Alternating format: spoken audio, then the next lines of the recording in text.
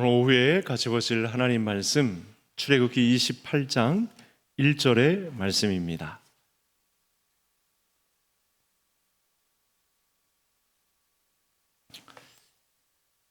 출애굽기 28장 1절 한 절입니다. 다 같이 함께 합독하시겠습니다.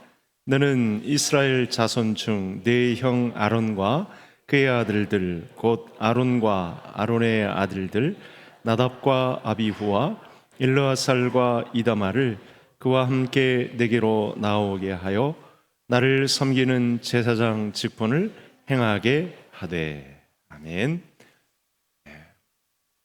오후에도 우리에게 영적 만나를 먹여주시는 하나님의 은혜 앞에 이 양식을 잘 섭취하시고 또 믿음으로 승리하는 은혜가 오후에 참여한 성도님들에게 함께 하기를 간절히 소원합니다. 그동안 교회론에 대해서 계속 살펴보다가 이제 세 번째 예배자에 대한 말씀을 살펴보고 있습니다. 아마 많이 살펴볼 것 같습니다. 출애굽기도 그렇고 레위기서를 나중에는 레위기서를 많이 보면서 예배자에 대한 도전을 받고자 합니다. 그만큼 하나님은 저와 성도님들에게서 예배를 받으시고자 합니다. 예배자가 되어야 인생을 승리로 이끌 수 있습니다. 하나님이 원하시는 삶으로 사는 사람은 예배에 진정한 성공이 있습니다. 예배를 잘 드려야 우리 인생 경영을 바르게 감당할 수 있습니다. 예배자의 자리를 박차고 나가면 그 사람의 인생은 허물어집니다. 예배가 없으면 그 사람의 인생은 아무것도 아니게 됩니다. 하나님은 온천하 우주의 왕이 되시고 제일 끝에 계시고 높은 곳에 계시기 때문에 창조하신 자기의 형상대로 지으신 자기의 백성들을 통해서 예배 받으시기를 기뻐하십니다. 그래서 우리의 평생에 또 저 하늘나라 가서도 이 예배는 계속됩니다. 그만큼 하나님은 우리에게서 예배를 받으시기를 기뻐하십니다. 지금 이스라엘의 상황은 모세가 민족의 지도자로서 예배해야 되는 가나안 땅으로 이끌고 나오고 있고, 이 중간에 그래도 하나님께서 형 아론을 택해서 제사장 가문으로 삼으시는 그런 과정을 보이고 있습니다. 성경을 우리가 다양한 각도로 볼 수 있는데 결국은 하나지만 다양한 각도로 볼 수 있는데, 이렇게 보면 하나님이 얼마나 이 모든 과정 사건을 통해서 예배 받으시기를 기뻐하시는가를 알 수 있습니다. 예배 받으시기 위해서 민족의 지도자 모세를 세워서 끌고 나오게 하시고, 그리고 그 중간에라도 성막을 세우시고 또 아론을 제사장 가문으로 세워서 예배자로 세우시는 그런 과정이 본문 안에 나타나 있습니다. 제사장 제도가 있기 전까지 모세가 다 혼자 역할을 다 감당했는데, 이제 제사장 제도를 시행하심으로써 모세와 아론의 사역은 분명하게 나누어지게 됩니다. 둘 다 모세와 아론은 같은 레위 지파 출신입니다. 레위 지파 중에서도 아론과 그의 아들들에게만 제사장 직분을 감당할 수 있게 하신 것입니다. 제사장을 통해서 제사 제도가 만들어지고 또 이스라엘은 하나님께 제사 드리는 백성으로 제사장 나라가 됩니다. 이 부분에 대한 성경 구절은 이미 구약 성경에 선포되고 있고, 베드로서를 통해서도 이 제사장 나라에 대한, 제사장 나라의 숨은 뜻은 예배 받으시기를 기뻐하신 하나님께서 조성하신 백성이라는 뜻이 숨어 있는 것입니다. 그래서 제사장 나라가 되는 이스라엘이 살 수 있는 유일한 길이 뭐냐? 하나님께 드리는 예배가 바로 드려지는 것, 하나님께 드리는 제사가 바로 드려질 수 있도록 합력하는 것, 여기에 이스라엘 백성들이 존속하는 유일한 출구가 됩니다. 이 제사 임무를 총괄하는 사람이 제사장입니다. 그래서 이 초대 제사장으로 아론을 임명하셨다라는 말씀이 이제 28장을 중심으로 펼쳐지게 됩니다. 우리 첫 화면을 한번 보시겠습니다. 같이 함께 다 같이 읽겠습니다. 너희가 내게 대하여 제사장 나라가 되며 거룩한 백성이 되리라. 너는 이 말을 이스라엘 자손에게 전할지니라. 사건 사고는 출애굽기 전반부에 아주 왕성하게 펼쳐지죠. 근데 그 중심을 보려면 바로 이 말씀입니다. 왜 그렇게 출애굽을 하게 하시는가? 왜 재앙을 내리면서까지 애굽을 탈출하게 하시는가? 왜 가나안 땅으로 이렇게 이끌기 위한 여러 사건들이 장황하게 그야말로 눈코 뜰 새 없이 이렇게 펼쳐지고 있는가? 정말 버라이어티합니다. 생동감 있게 엄청난 사건들, 기적들이 동원되는 가운데 일이 진행되는데 이유를 알고 보니까 제사장 나라가 되게 하시기 위하여 이스라엘을 중심으로 또 여기에 믿음으로 참여하는 온 열방의 국가들도 참여할 수 있는 길을 열어놓으시고 제사장 나라가 되게 해서 예배 받으시기를 기뻐하시는 우리 하나님의 마음을 읽을 수가 있습니다. 우리 하나님께서는 그래서 제사장을 세우기 전에 이미 이스라엘 민족을 제사장 나라로 선포하셨다. 제사장 나라로 선포하셨다는 것의 핵심은 예배에 있다. 그만큼 예배 받으시기를 기뻐하시는 하나님, 유일하신 우리의 아버지가 되십니다. 제사장 나라를 이끌어가는 가장 중심에 서 있는 사람이 제사장입니다. 시내산 언약을 통해서 율법 그리고 성막이 세워지는데 이스라엘 백성들이 살 수 있는 유일한 길들이죠. 또 유일한 하나님께 나아갈 수 있는 축복의 통로가 되는 곳입니다. 선포된 율법 또 지어진 성막을 통해서 하나님께 제사장들을 중심으로 하나님 앞에 예배하는 자로 서 있으면 생명을 부여받을 수 있습니다. 성막에서 봉사하여 또 하나님을 섬길 수 있도록 아론과 그의 아들들에게 제사장의 직분을 또 각각 나누어 주십니다. 자, 1절을 오늘 본문을 한번 보시죠. 잘 보시면 내 형 아론과 그의 아들들, 아론과 아론의 아들들 나답과 아비후와 엘르아살과 이다말을 그와 함께 내게로 나오게 하여 나를 섬기는 제사장 직분을 행하게 하되. 제사장은 이 직분이 한 곳으로 규정되어 있습니다. 하나님을 섬기는 직임이죠. 또 성막은 하나님을 섬기는 집입니다. 하나님을 섬기는 성막에서 일하는 사람으로 하나님의 제사장들을 하나님께서 아론의 아들들로 임명을 하십니다. 그 아론과 그의 아들들이 제사장이 되도록 하나님께서 정하셨기 때문에 이 매뉴얼을 벗어나면 안 됩니다. 오직 하나님만 섬기는 일은 전적으로 아론과 그의 아들들이 제사장으로 감당해야 합니다. 이 말씀을 선포했음에도 불구하고 예수님 때에 와서는 그리고 중간기, 신구약 중간기 때에서는 이 제도가 완전히 무너지죠. 그러자 그 무너진 결과 예수님이 오셨어도 사실은 나라가 아니죠. 다른 나라에 뺏겨서 이미 주권을 뺏긴 상태에서 그들을 불쌍히 여기신 예수님이, 제사장이신 예수님이 등장하시죠. 25장 25절에 보면 우리 하나님께서 성막에서 이렇게 말씀을 합니다. 제사장 제도를 세우시고 또 성막을 만드신 하나님께서 이렇게 말씀하십니다. 거기서 내가 너와 만나고 속죄소 위 곧 증거계 위에 있는 두 그룹 사이에서 내가 이스라엘 자손을 위하여 내게 명령할 모든 일을 내게 이르리라. 그러니까 성막을 통해서 또 성막에서 제사를 집전하고 있는 제사장들을 통해서 그곳에서 너희들과 만날 것이다 라는 말씀을 분명히 밝히고 있습니다. 그러니까 제사 제도를 통해서 이스라엘 백성들을 생명의 길로 이끄시겠다는 하나님의 마음이 선포되고 있는 것이죠. 자, 그래서 저와 성도님들은 구약이나 신약이나 옛날이나 오늘이나 우리를 창조하신 하나님께서는 오늘날도 아주 강렬하게 저와 성도님들을 통해서 예배 받으시기를 기뻐하신다. 그래서 우리는 참된 예배자로 서야 된다. 이 말씀에 도전을 받으시고 가족 식구 전체가 하나님을 예배하는 곳에 집중하는 우리 모든 성도님들 되실 수 있기를 바랍니다.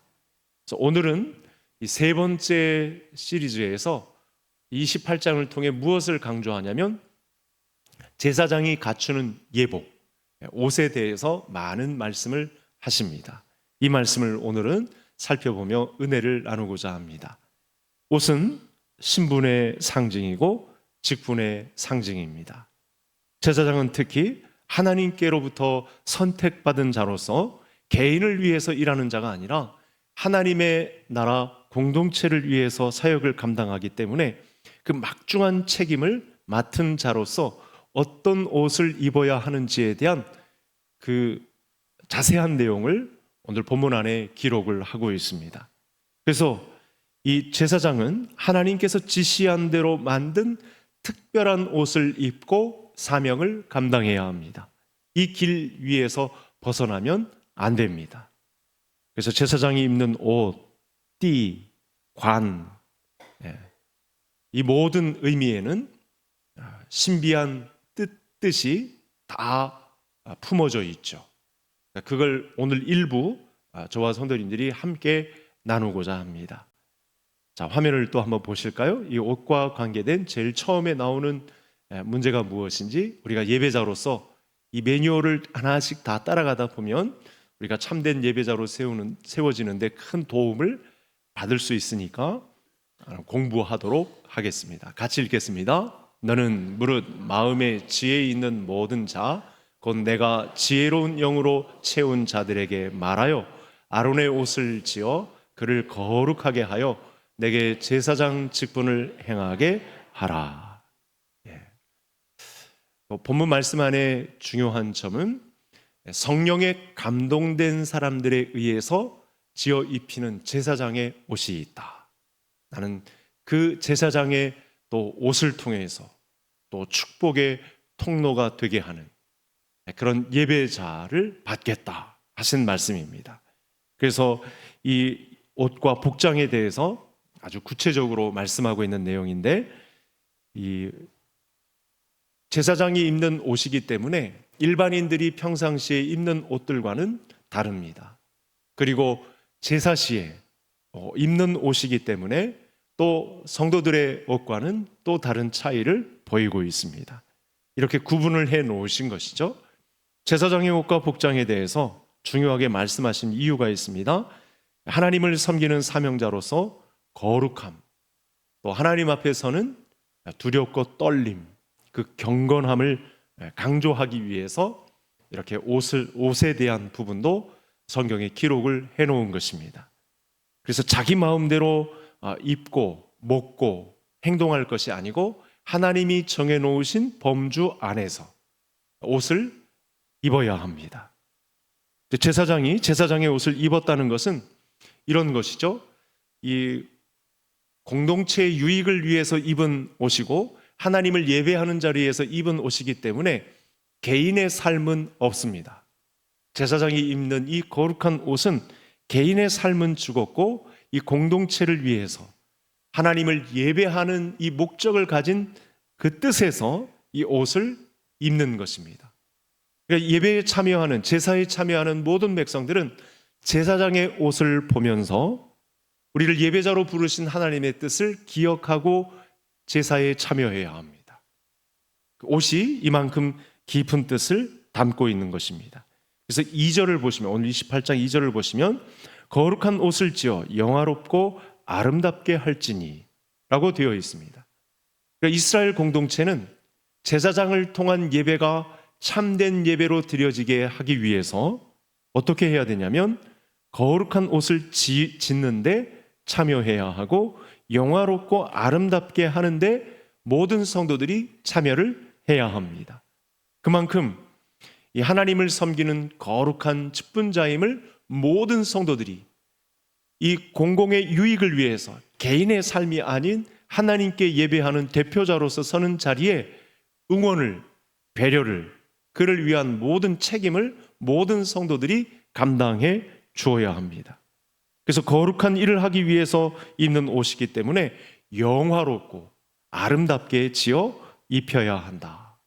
영화롭고 아름답게 짓기 위해서 그 재료는 성막에서 사용하는 재료들과 많이 닮아 있습니다. 아마 성도님들께서 그동안 성경을 이렇게 읽어오시면서 이게 이런 뜻이었구나라고 생각할 수 있는 부분이 오늘 말씀에 많이 나타납니다. 성막에 동원되는 재료들과 유사한 재료들이 제사장의 옷에도 많이 반영이 된다는 것이죠. 그래서 제사장의 옷을 영화롭고 아름답게 만들어야 하는 것은 하나님을 섬기는 그곳이 성막이 거룩하고 아름다운 곳이기 때문에 예배를 드려라 라고 하면 명령만 있는 것이 아니고 이 예배의 영광과 아름다움이 공존하고 있는 혜택을 우리 모든 성도님도 받을 수 있기 때문에 그것을 영화롭고 아름답게 만드셨다. 제사장의 의복이 영화롭고 아름답게 지어지는데 모든 성도들도 책임을 가지고 투입되어야 한다라는 말씀을 하고 있습니다.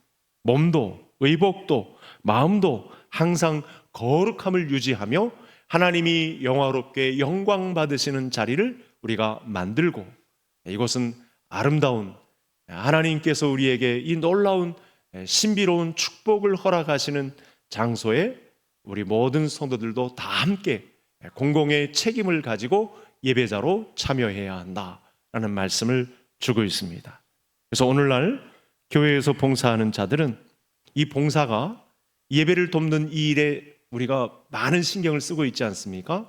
오늘 하루 주일만 보아도, 어제만 보아도 청소를 하는 분들을 위시해서 이 강단을 또 청소하는 분들, 또 찬송을 준비하는 분들, 찬양대를 섬기는 모든 분들, 이렇게 거룩한 일임을 알고 우리가 이 예배로 드려지는 모든 일에 큰 관심을 가지고 힘을 기울이고 참여를 해야 된다.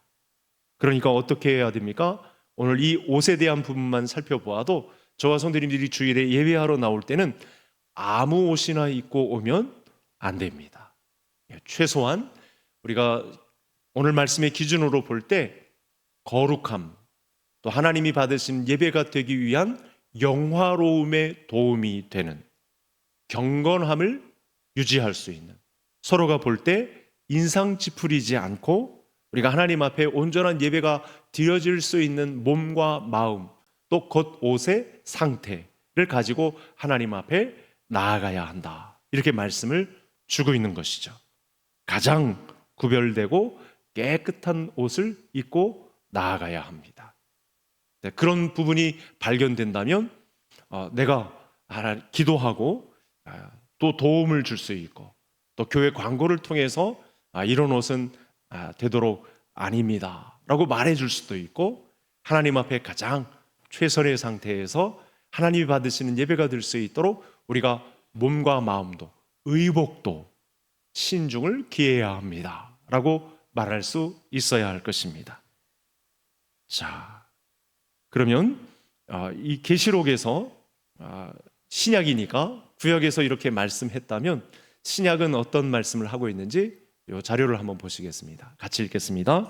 그에게 빛나고 깨끗한 세마포 옷을 입도록 허락하셨으니 이 세마포 옷은 성도들의 옳은 행실이로다 하더라.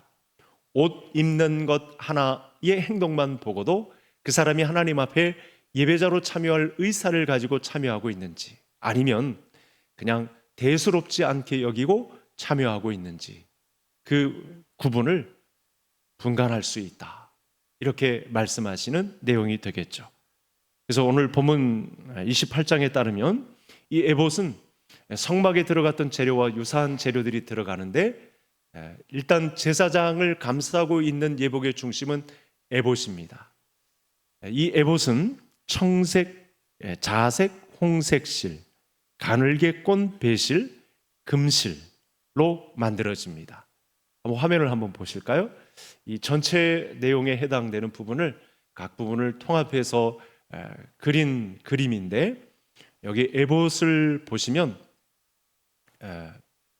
거기 전체 옷이 청색으로 되어 있고, 그 중간에 뭐 청색, 자색, 금실 부분이 있는 어깨 부분까지 다리 하단 위에 있는 그 에봇이라고 화살표가 되어 있는 부분이 있죠. 바로 이 부분이 제일 처음에 소개되는 제사장의 의복의 첫 부분입니다. 대제사장은 이 에봇을 갖추어 입고 하나님의 제사를 집전해야 되는데, 이 에봇의 두 어깨에는, 양쪽 어깨에는 호마노가 있습니다. 이 호마노 안에는 이스라엘 12지파의 이름들이 새겨져 있습니다.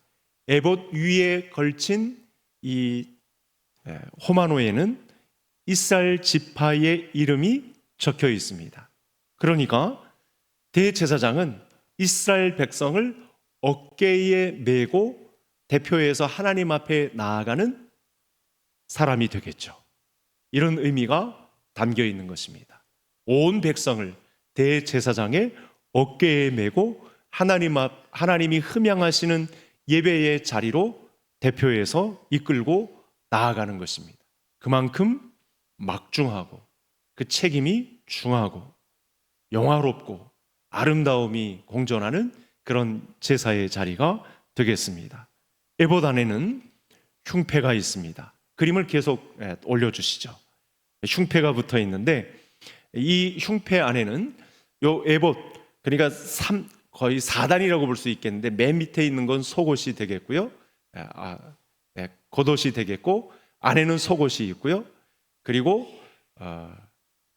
이 청색의 겉옷, 그리고 여러 금색, 자색, 홍색, 금실이 섞여 있는 에봇, 그 다음에 가슴에 붙어 있는 지금 흉패까지 보게 되면 하나님의 거룩한 백성을 대신해서 이 안에는, 에봇 안에는 우림과 둠빔이 숨어 있습니다. 판결이라고 하는 우림과 둠빔이 숨어 있습니다. 그래서 사무엘상 23장에 다윗이 대제사장에게 에봇을 가져오게 합니다. 그리고 거기서 다윗에게도 주신 이 예배자의 삶을 인정하고 다윗이 거기서 하나님께 뜻을 묻는 그런 장면이 등장하죠. 그래서 에봇이 이 단순한 옷이 아니라 하나님 앞에 나아가는 거룩함, 또 백성을 대신해서 중보하는 사명, 하나님의 뜻에 순종하는 이런 내용을 이 에봇이 상징하고 있다, 이렇게 보시면 되겠습니다. 이 제사장의 옷, 이 구분에서 굉장히 많은 부분을 차지하고 있는 부분이 에봇입니다. 그래서 신약의 관점에서 보면 참된 대제사장 대신 예수 그리스도께서 우리를 대신해서 하나님 앞에 대신해서 서고 있는 그런 모습을 예표하고 있다, 이렇게 보시면 되겠습니다. 에봇은 구약의 대제사장이 입던 거룩한 의복입니다. 하나님 앞에서 백성을 대표하고 하나님의 뜻을 구하는, 중보하는 그런 모습이 바로 옷에, 에봇에 투영되었다, 이렇게 보시면 되겠습니다. 다 보지는 않을 텐데요, 다시 한번 화면을 한번 보시죠. 15절에 나타난 말씀인데, 두 번째로 설명드릴 수 있는 것이 바로 저기 많은 설명이 되어 있는 판결 흉패가 되겠습니다. 에봇 겉에 가슴을 중심으로 입고 있는 판결 흉패를 또 의복으로 입습니다. 가슴에 붙이는 아주 중요한 성물이 되겠습니다. 네모 반듯합니다. 이 네모 반듯한 흉패가 두 겹으로 되어 있습니다. 두 겹으로 되어 있어서 아까 말씀드린 대로 이 안에 우림과 둠빔을 두게 됩니다. 그래서 또 여기도 흉패에도 어깨와 이 호마노에 있던 어깨 보석과 마찬가지로 이 흉패 안에도 12개의 보석이 3줄씩 4줄로 박혀 있습니다. 3, 4, 12 이스라엘의 12지파를 상징하고 12지파의 이름이 새겨져 있습니다. 오늘 본문 17절 이하의 21절까지 이 말씀이 기록이 되어 있습니다. 대제사장이 하나님 앞에 나아갈 때 백성을 가슴에 품고 나아간다, 이런 해석이 가능한 거죠. 또 이 판결 흉패를 통해서 하나님께서 또 얼마나 이스라엘 백성들을 사랑하시는지를 알 수 있고, 이 예배자의 막중한 임무를 안고 들어가는 이 옷의 의미가 얼마나 소중한지를 알 수 있는 부분입니다. 그래서 29절을 한번 보시면 성경을 이렇게 보시죠. 판결 흉패라고 부르는 이유가 있습니다. 아까 말씀드린 대로 우림과 둠빔이 이 주머니 사이에 숨어 있습니다. 그래서 하나님의 뜻을 묻고 판단하는 도구가 되는 것이죠. 그래서 뭐 단순한 장식품이 아니고 항상 제사장은 하나님 앞에 뜻을 묻고 우리 백성의 향방이 어떻게 결정되었으면 좋겠습니까? 하나님께 묻고 답을 구하는 그런 위치에 대제사장의 직임이 자리 잡고 있었다. 이렇게 보시면 되겠습니다. 그러므로 흉패는 하나님이 백성을 향한 사랑, 또 제사장이 갖는 중보자로서의 책임, 이것이 아주 막강하게 이 옷에 투영되고 있다. 이렇게 보시면 정확하겠습니다. 화면을 한번 또 볼까요? 지금 이 에봇과 판결 흉패까지 보았고 청색으로 된 에봇 받침 겉옷에 대한 부분도 31절부터 35절까지 나와 있습니다. 청색은 어떤 내용을 상징할까요? 하늘을 상징합니다. 대제사장이 세상 사람이 아니고 하늘에 속한 사람이다 라는 것을 이 청색을 통해서 상징하고 있다. 이렇게 보시면 되겠습니다. 33절을 보시면 겉옷의 가장자리에 청색, 자색, 홍색 실로 만든 성료와 금방울 번갈아 가면서 달려있는 그런 모습을 그리고 있는데요. 35절에 보면 대제사장이 이 성소에 들어갈 때 방울 소리가 들려야 한다라고 말씀하고 있습니다. 그러니까 현존하시는 하나님 앞에 대제사장이 정당하게 예배자로 섬기고 있는가를 확인해야 되는 그런 과정도 이 옷에 달려있는 이 장식물을 통해서 확인해 볼 수 있는 것이죠. 그러니까 얼마나 정교하게 짜여져 있는지를 우리가 알 수 있겠습니다. 우리가 이제 하나님 앞에 나아가는 일은 사람의 방법이 아니고 이 모든 일은 하나님께서 감동하신 사람에 의해서 옷이 지어지는데 하나님이 정하신 방식대로 지어져야 합니다. 하나님이 말씀하신 내용대로 예배가 드려져야 합니다. 옷 하나하나 이 모든 부분에 있어서 하나님의 뜻이 각각 다 숨어 있습니다.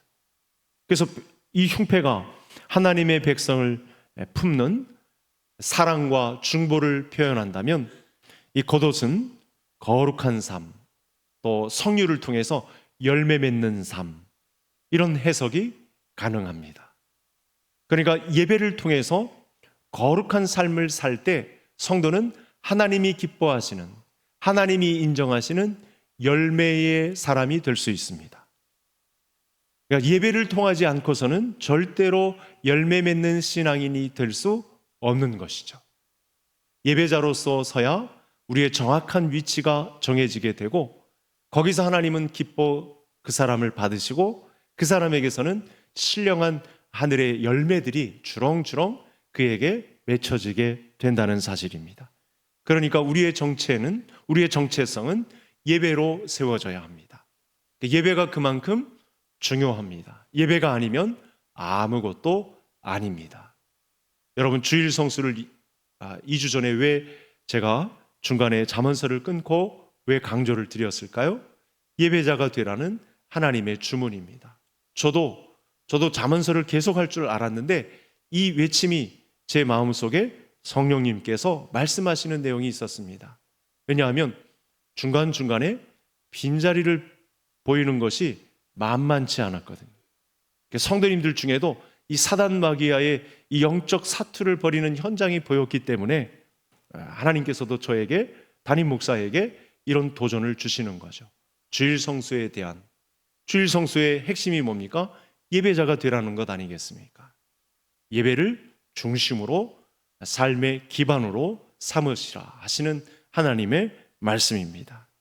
그래서 오늘 28장의 이 각종 옷에 대한 모든 내용은 하나님 앞에 구별된 삶, 순종에 기초한 예배, 또 열매 맺는 신앙을 가르쳐 주신 거룩한 옷에 대한 설명이 나타났다. 이렇게 정리하시면 되겠습니다. 그 외에 속옷도 있습니다. 한번 볼까요? 화면을 한번 보시죠.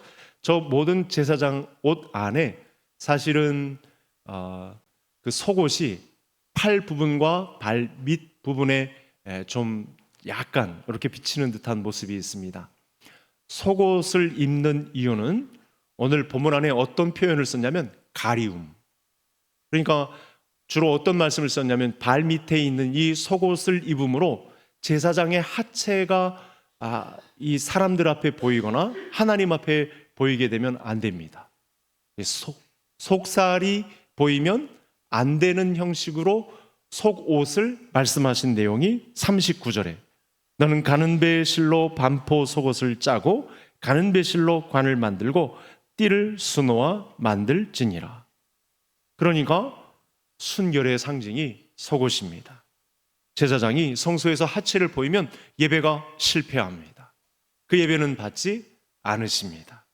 제사장은 성소에서 제사를 드리려 할 때 속옷을 갖춰 입어서 몸 아래를 가려야 합니다. 아주 깊은 뜻이 있습니다. 아주 중요한 부분입니다. 몸 아래를 노출하는 죄를 지으면 죽는다고까지 43절에 말씀하고 있습니다. 그래서 제사장은 몸도 마음도 항상 성결해야 합니다. 여러분, 우리가 예배자로 선다고 할 때 오늘날에도 이렇게 정통신앙이 우리를 공부하게 하는 이 내용들을 통해서 오늘날 예배에 대한 반대 또는 예배에 대한 도전들이 얼마나 많이 판을 치고 있습니까? 그렇죠? 이 정도면 괜찮겠지 라고 하지만 사실은 이 제사장의 옷을 살펴보면서 이 사단 마귀의 간계가 얼마나 성도들의 이 품행에 그리고 입는 옷에 반영되는지를 우리가 알아야 합니다. 그런 영적 의도가 얼마나 불순하게 섞여 있는지를 알아야 하는 거죠. 실제로 사람은 보는 것에 마음을 많이 뺏깁니다. 그래서 특히 우리가 오늘날 예배자로 참여하는 현대인들의 교회에 복장을 잘 갖추는 것만큼 중요한 것은 없습니다. 이외에 7절에 견대가 있고 8절에 띠가 있고 37절에 관이 있습니다. 이 모두를 다 드러내고 있는 제사장의 복장인데요. 이 모든 의복 갖춤에 가장 값지고 아름다운 보석들이 어디에 박히느냐? 아까 말씀드린 대로 에봇에 박힙니다. 3, 4, 12 각 이스라엘 지파의 이름들로 보석이 박힙니다. 가장 값지고 아름다운 보석들이 이 에봇에 박힌다는 사실을 통해 우리가 무엇을 알 수 있을까요? 저는 이렇게 확신합니다. 하나님께서 이스라엘 백성 한 사람 한 사람을 각 지파의 각 사람 각 한 사람 한 사람을 보석같이 여기고 계신다. 아멘이신가요? 그렇습니다. 보배롭고 존귀하게 우리를 예우하시는 그런 하나님의 모습을 자기의 신부처럼 그렇게 아끼고 사랑하는 존재로 보석같이 박힌 존재로 우리를 바라보신다는 사실이 에봇에 박힌 보석을 통해서 알 수 있습니다. 그러니까 우리에게서 이런 내용을 잘 모르게 되면 왜 하나님만 예배하라고 자꾸만 그렇게 명령하시고 그렇게 강압적으로 우리를 주일 성수하라고 몰고 가시는가, 이런 내용만 볼 수 있는데 사실은 예배자로 서면 우리 인생의 모든 문제를 해결받을 수 있는 놀라운 은혜가 예배에 있는 것이죠. 이런 옷에까지라도 이런 의미를 두셨다면 우리를 얼마나 보석처럼 여기시는가를 알 수 있는 내용이 되겠습니다. 오늘 아침에 본 말씀도 마찬가지죠. 우리를 왕의 고난을 위임받은 자로 우리를 상대하여 보신다고 하니 얼마나 감사합니까? 이렇게 미천하고 보잘것없고 먼지만도 못한 마른 막대기만도 못한 나를 예수님과 동등한 그 왕의 위치에 우리를 올려놓고 동등하게 우리를 예우하시는 그런 보석 같은 존재로 여기신다고 하니 정말 할 말이 없습니다. 그런 인자와 그런 헤세드, 그런 은혜에 의한 믿음으로 우리를 그런 관점에서 바라보신다고 하니 몸둘 바를 모르겠습니다. 제사를 전담한 제사장은 레위 지파 아론의 후손만 될 수 있고 그들을 대표하는 한 명의 제사장을 대제사장으로 불렀습니다. 대제사장의 시작은 모세의 형 아론이었습니다. 제사장은 거룩하고 무흠해야 합니다. 그러나 히브리서는 이 모든 제사 제도 내용에 대한 국면 전환을 선포합니다. 다시 죄를 위하여 제사 드릴 것이 없느니라. 제사 제도를 폐지하신 이유가 있어서죠. 누구 때문에? 예수 그리스도 때문에. 단번에 자기 몸을, 자기 피를 흘려 하나님 앞에 단번에 드리신 어린 양 대신 예수 그리스도 때문에 다시 죄를 위하여 제사 드릴 것이 없느니라. 그래서 히브리서 10장에 나오는 말씀인데, 대제사장이 매년 속죄의 제사를 드릴 필요가 이제는 없어졌다. 이제는 예수님이 부활하신 주일에 똑같이 예배 받으시기를 기뻐하시는 하나님 앞에 예배 드리는 것은 되는데, 이제는 똑같이 옛날처럼 제사 제도를 도입할 필요는 없다 말씀하셨습니다. 이유를 여러 구절에서 말씀하고 있는데, 제가 준비한 히브리서 4장의 내용을 보며 오늘의 말씀을 닫겠습니다. 같이 읽겠습니다. 우리에게 큰 대제사장이 계시니 승천하시니 곧 하나님의 아들 예수시라. 우리가 믿는 도리를 굳게 잡을지어다. 아멘. 우리의 영원한 대제사장이 되시는 예수 그리스도에 대한 도리를 굳게 잡으면, 그 믿음을 우리가 굳게 잡으면 참다운 예배자의 자리로 나아갈 수 있습니다. 큰 대제사장이신 예수 그리스도께서는 염소와 송아지의 피로 하지 아니하시고 오직 자기의 피로 영원한 속죄를 이루사 단번에 성소에 들어가시고 우리의 구원을 삼으셨기 때문에 이제는 더 이상 구약의 제사제도가 필요하지 않습니다. 이 교리를 정면 반박하고 나선 이단이 하나님의 교회입니다. 이 사실을 잘 몰라서 해석도 제대로 하지 못해서 오늘날도 구약의 제사제도로 돌아가려고 하는 움직임을 갖고 있습니다. 예수 그리스도의 피로 드린 영원한 제사